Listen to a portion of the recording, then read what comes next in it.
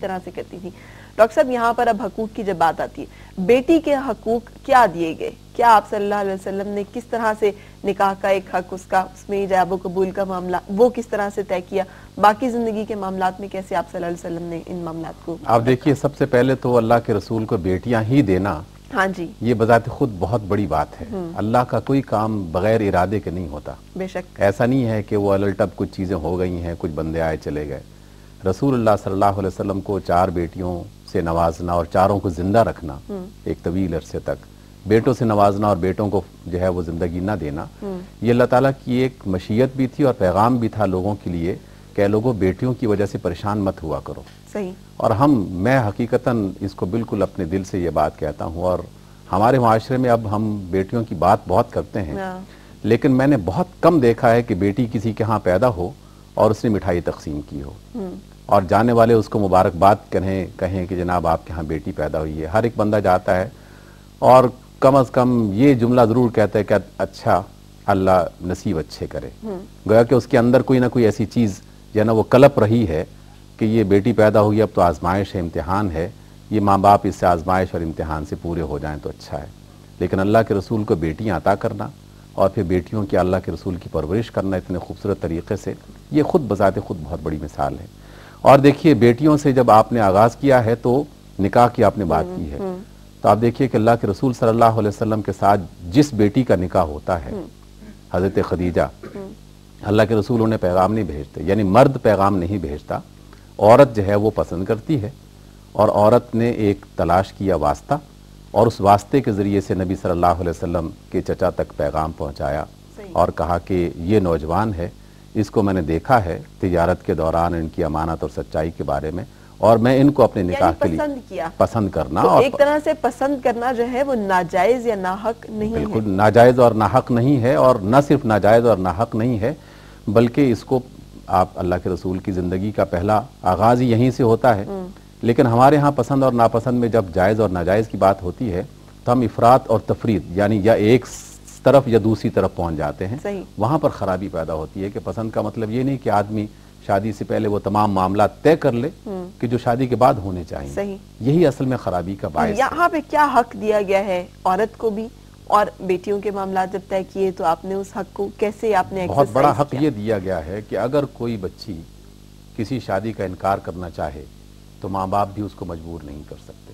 صحیح. رسول اللہ صلی اللہ علیہ وسلم کے پاس ایک خاتون آتی ہیں اور آ کے کہتی ہیں کہ اللہ کے رسول, میرے باپ نے میری شادی میرے فلاں رشتہ دار کے ساتھ کر دی ہے اور مجھے پسند نہیں ہے, تو کیا آپ مجھے اجازت دیتے ہیں کہ میں اس سے انکار کر دوں؟ اللہ کے رسول نے فرمایا کہ ہاں, آپ کو اختیار ہے پورا, اگر چاہو تو اس سے شادی کر لو, نہ چاہو تو شادی نہ کرو. تو وہ خاتون کہتی ہے کہ میں یہ بات صرف لوگوں کو سمجھانے کے لیے کہنا چاہ رہی تھی, آپ سے یہ پوچھا ہے, میں اپنے باپ کی مرضی کے مطابق شادی کرتی ہوں, لیکن یہ لوگوں کو, خواتین کو پتہ چل جانا چاہیے کہ یہ ان کا حق ہے اور اس حق پر کوئی بھی شخص قبضہ نہیں جما سکتا. اب نافرمانی, والدین کی نافرمانی کا زمرے کے ساتھ اگر ہم اس میں دیکھیں, یہ دیکھیے, جب ہم حقوق اور فرائض کی بات کرتے ہیں تو اس میں یہ ہے کہ جب اللہ کے رسول نے اور اللہ نے یہ حق خاتون کو دے دیا ہے اور مرد کو بھی دیا ہے کہ وہ بھی اگر کہیں شادی کرنا چاہے یا نہ چاہے اسے بھی یہ اختیار ہے, تو وہاں پر اللہ تعالیٰ کی طرف سے ایک حد بندی ہو گئی ہے. صحیح. ماں باپ بھی اس میں مداخلت نہیں کر سکتے. صحیح. ہمارا جو معاشرتی لیکن ڈاکٹر صاحب ایک رویہ ہوتا ہے کہ ہم یہ چاہتے ہیں کہ بچے ہماری مرضی اور منشا کے مطابق فیصلے کریں, اور یہ خاص فیصلہ جو ہے یہ خاص طور پر ہماری خاندانی اقدار اور روایات کو ذہن میں رکھتے ہوئے ضرور کیا جائے, اور عموماً وہاں پر ہم بچوں کو کی پسند ناپسند کا اتنا خیال نہیں کرتے اور اس کو نافرمانی کے زمرے میں لکھتے ہیں. والدین اکثر ناراض ہو جاتے ہیں اور وہ یہ سمجھتے ہیں کہ یہ انہوں نے ہماری وائلیٹ کیا ہے, ہمیں ہماری نافرمانی کی ہے. یہاں پر آپ کیا ہمیں بتائیں گے؟ میں سمجھتا ہوں کہ اس میں بنیادی جو غلطی کا جو منبع ہے, جہاں سے غلطی شروع ہوتی ہے, وہ ماں باپ اور بچوں کے درمیان میں وہ ایک دیوار جس کو کبھی احترام کے نام سے, کبھی تکریم کے نام سے یا کبھی خوف کے نام سے موسوم, جس میں بچے اپنی بات ماں باپ سے شیئر نہیں کر سکتے, ماں باپ اپنے بچوں کے ساتھ کھل کر بات نہیں کر سکتے, اور جب یہ بات نہیں ہوتی تو پھر آدمی حکم چلاتا ہے بڑا اور چھوٹے سے کہتا ہے کہ وہ اس کی اطاعت کرے. لیکن دونوں میں محبت کا وہ رشتہ قائم ہو جائے کہ جس میں اپنی بات اپنے والدین سے, والدین اپنی بات مجھ سے کر سکیں اور شیئر کر سکیں, تو زندگی کا یہ اتنا بڑا فیصلہ بغیر مشورے کے کیسے ہو سکتا ہے؟